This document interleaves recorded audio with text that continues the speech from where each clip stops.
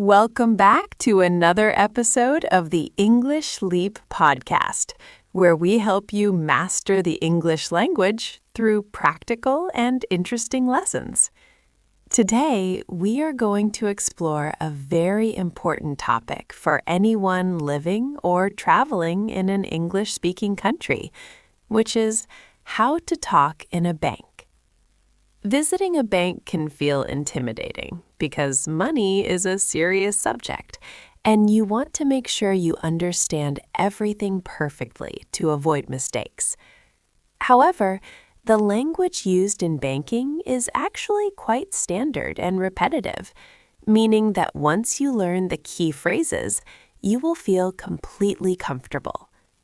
In this episode, we will walk through every situation you might face, from opening an account to asking for a loan, using simple and slow English.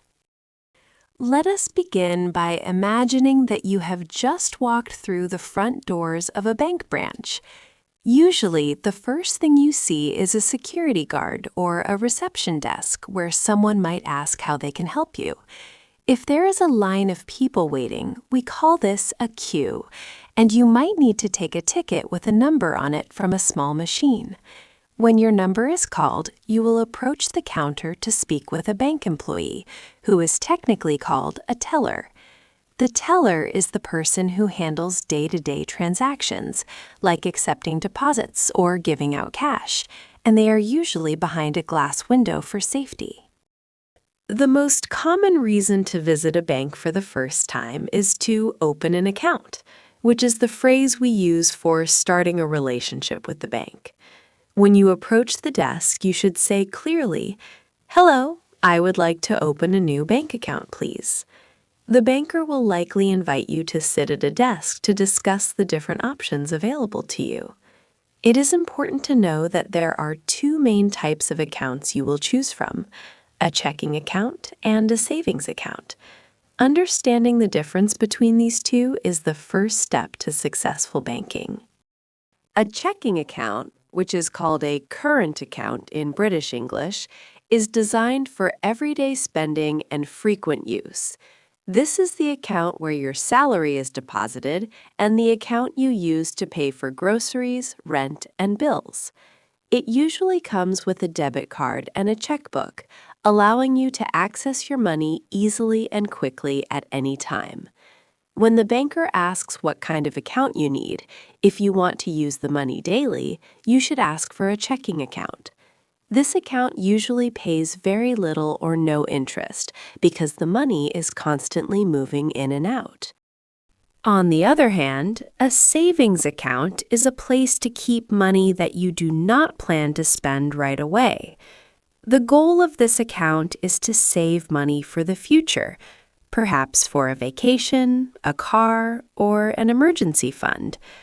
Because the bank wants you to keep the money there for a long time, they will pay you interest, which is a small percentage of extra money added to your balance.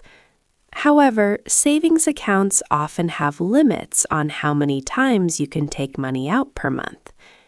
If you want your money to grow slowly over time, tell the banker, "I would like to open a savings account." To open any account, the bank will require you to prove your identity, which is a strict legal requirement to prevent crime. You will need to provide valid identification, often shortened to ID, such as your passport or a driver's license. Additionally, they will almost always ask for proof of address, which is a document showing where you live, like a utility bill for electricity or water with your name on it. Make sure you have these physical documents with you, as a photo on your phone is usually not accepted. The banker will take photocopies of these documents for their files. Once your identity is verified, you will have to fill out several forms with your personal information, such as your full name, date of birth, and occupation. The banker might fill these out on a computer for you, but you will still need to check them for accuracy. At the end of the process, you will be asked to sign the documents, meaning you must write your name in your unique style. Your signature is very important because the bank will use it later to verify that checks or instructions actually came from you. Always try to sign consistently so your signature looks the same every time. After the paperwork is finished, the bank will issue you a debit card, which is a plastic card linked directly to your checking account. It is vital to understand that a debit card uses your own money that you have already deposited. If your account is empty, the debit card will not work. This is different from a credit card, which allows you to borrow money from the bank to pay for things now and pay the bank back later. When you receive your debit card, it usually arrives in the mail a few days later for security reasons, though some banks can print one for you immediately.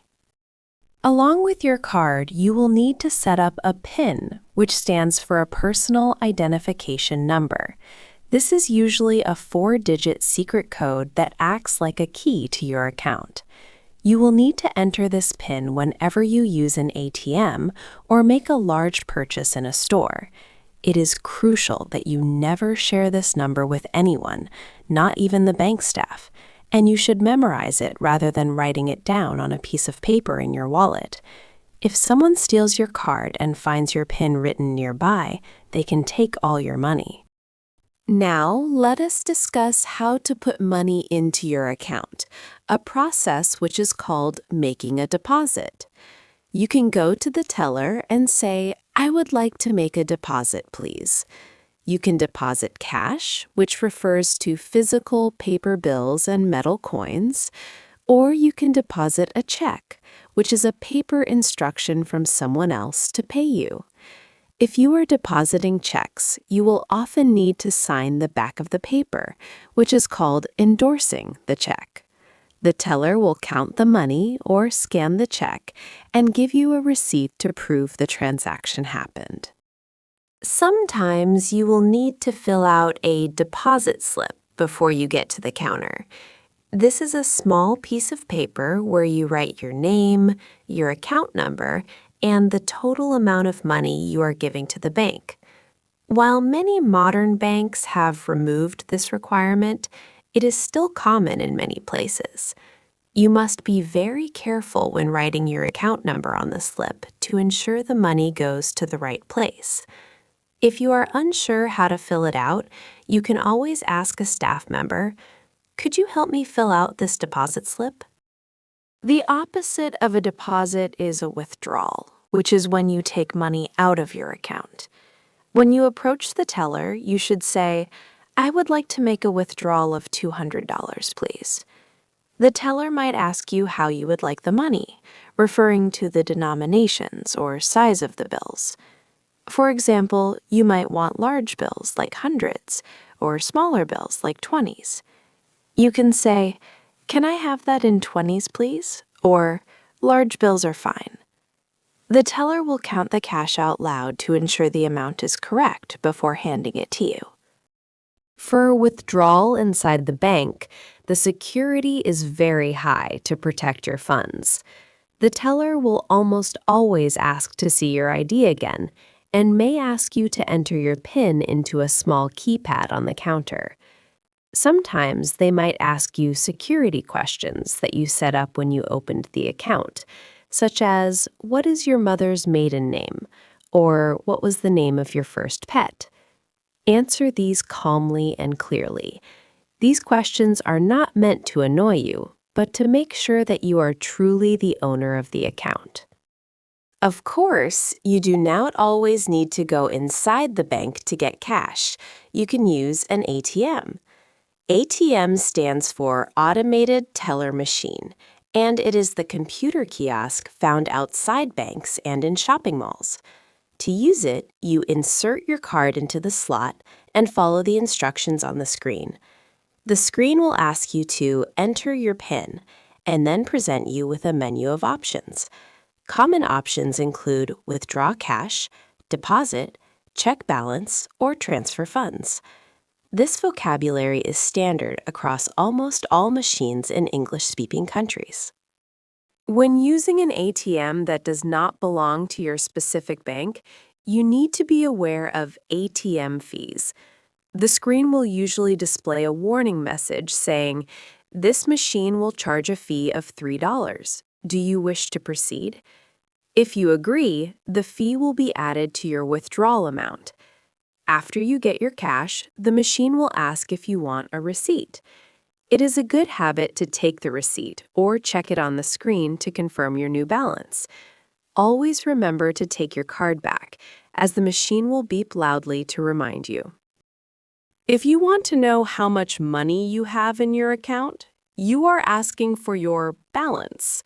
You can ask a teller, "Could you check my balance, please?" Or look it up on your phone app. Every month, the bank will generate a bank statement, which is a document listing every single transaction that happened in the last 30 days. It shows your deposits, your withdrawals, and any fees you paid.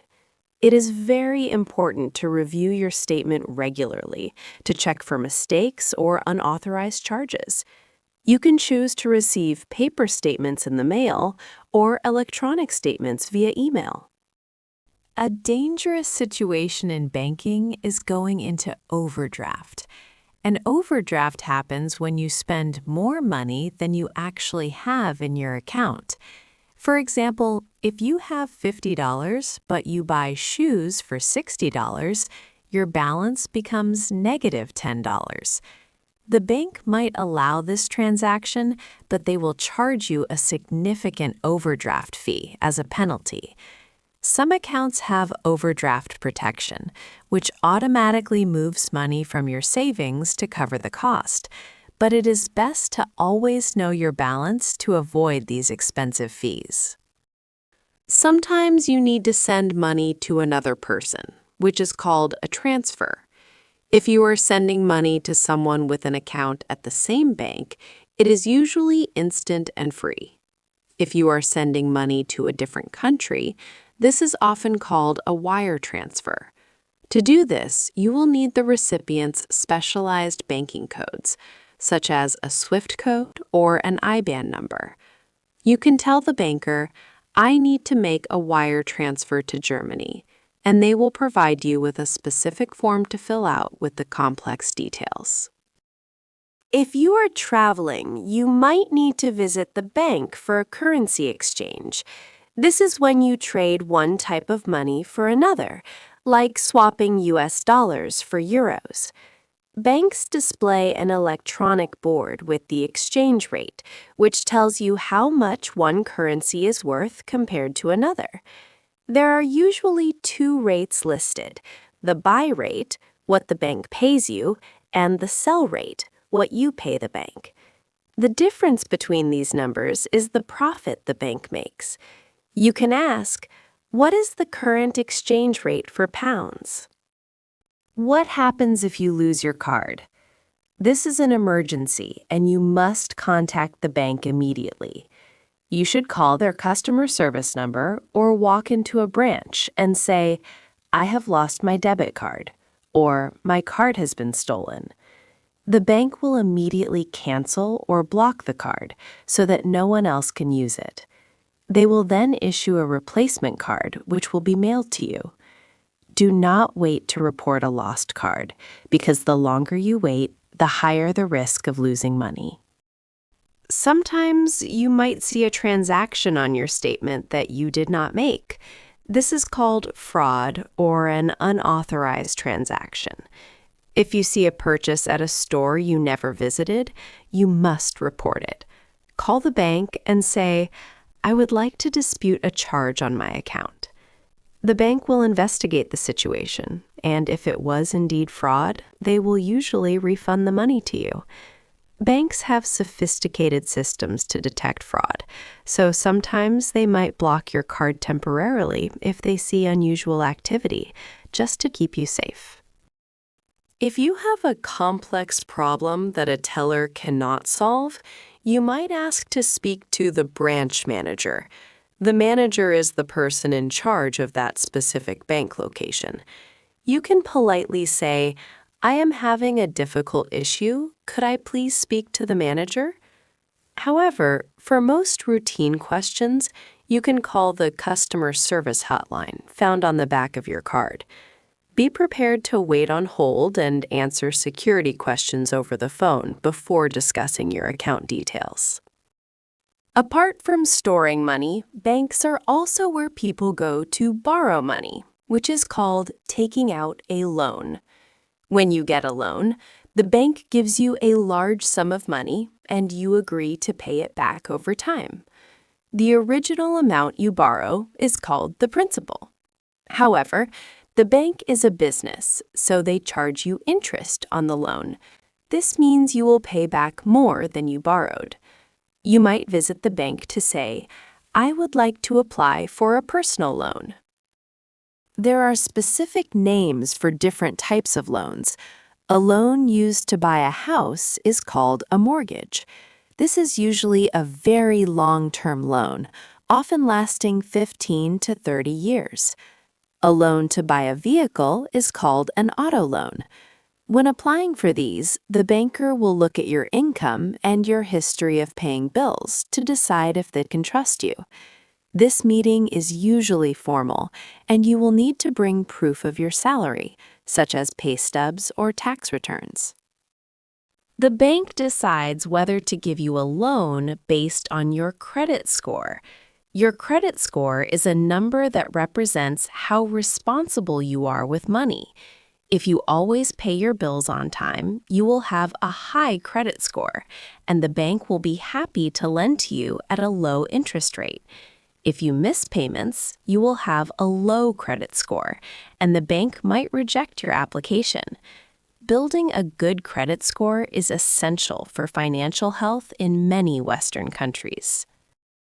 In the modern world, many people do most of their banking on the computer, known as online banking or internet banking. When you sign up for this, you will create a username and a password. Online banking allows you to pay bills, transfer money, and check balances without leaving your house. However, the vocabulary is the same. You still have an inbox for messages, a transaction history, and options to transfer funds. It is convenient, but you must be careful with your password. Safety in online banking is critical. You might hear about phishing, which is when scammers send fake emails pretending to be your bank to steal your password. Remember, your bank will never ask for your full password or PIN via email. Also, many banks use two-factor authentication, where they send a temporary code to your phone that you must type in to log in. This adds an extra layer of protection. If you ever suspect your online banking is hacked, change your password immediately. When speaking in a bank, it is always best to be formal and polite. Using modal verbs like could, would, and may makes you sound respectful. Instead of saying, "I want money," say, "I would like to make a withdrawal." Instead of "give me a statement," say, "Could you please print my statement?" Politeness goes a long way, and bank staff are much more likely to be helpful and patient if you use courteous language, especially when you are resolving a problem. To summarize, talking in a bank is all about knowing the specific terms for the services you need. Whether you are dealing with a checking account for daily expenses or a savings account for the future, the process follows a clear pattern. By preparing your documents like ID and proof of address, and by memorizing key words like deposit, withdrawal, and balance, you can navigate any financial institution. Remember that bank employees are there to help you manage your assets, so do not be afraid to ask them to explain things slowly. Thank you for joining us for this comprehensive guide to banking vocabulary on the English Leap podcast. We hope this lesson gives you the confidence to walk into any bank and handle your finances like a pro. If you found this episode useful, please hit the like button and subscribe to our channel for more practical English lessons. We release new content every week to help you leap forward in your learning journey. Until next time, take care of yourself and your money.